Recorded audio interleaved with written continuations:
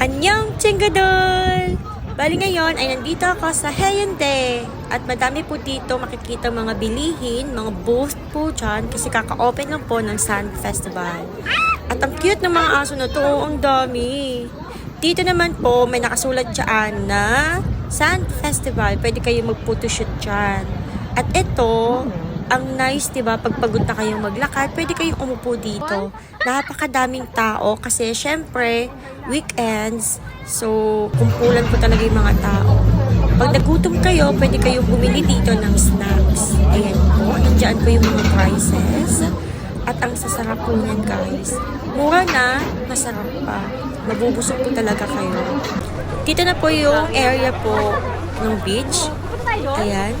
At napakadami po dito mga sand something. Hindi ko alam kung paano yung tawag dyan. My God, sorry po.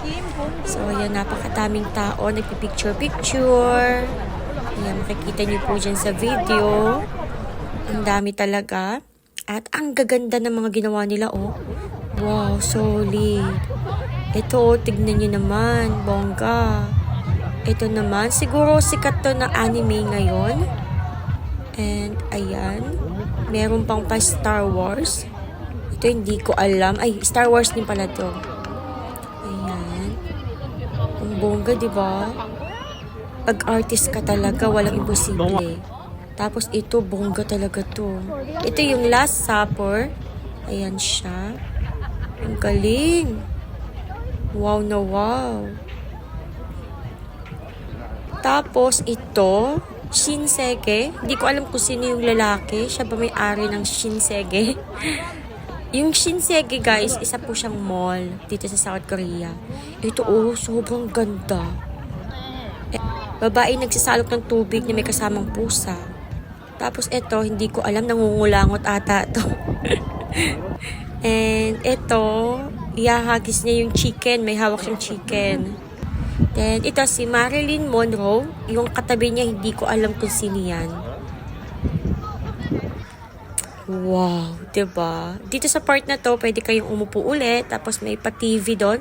Parang may concert din dyan. And ganyan kadami yung tao. Wow, talaga.